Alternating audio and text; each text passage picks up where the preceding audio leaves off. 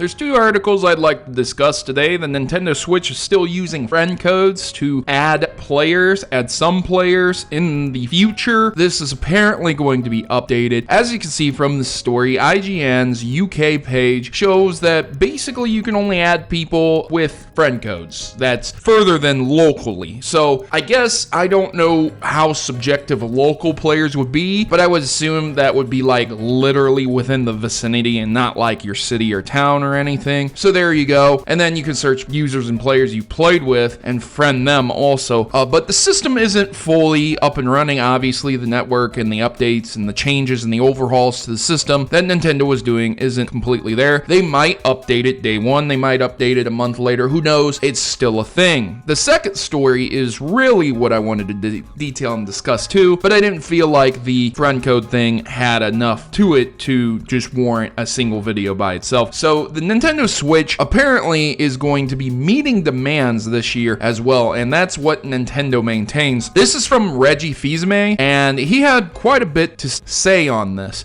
And he said, the market will decide that answer in the short term. And he was discussing whether potential customers could find the Switch at retail this year. We hope it's very popular, but the fact that the Nintendo Switch arrives in March rather than a typical Thanksgiving launch window means that many of the first year purchases will occur over the course of many months rather than just several weeks. So we're optimistic we'll meet demand. They went on and were discussing things about the issues with the Wii U. So he went on to say this: our goal with any console launch is to deliver an entirely new game experience for players. With a platform like the Wii, the appeal was obvious. You move your controller around like you would a tennis racket or a sword, and the payoff was instant. With the Wii U, the value of the second screen and gameplay was not instantly recognized and often problematic for developers to take fully advantage of in terms of what the system could do. However, with the Nintendo Switch, the unique appeal of our anywhere, anytime, anyway approach is readily apparent. So we think customers will get the appeal right away and developers will embrace how it can bring their ideas to life. The concept of constant engagement was built into our Nintendo Switch planning. So, okay, a few things with what he said there. I want to kind of focus on how he was downplaying the fact that the secondary screen on the Wii U was just an overgrown tablet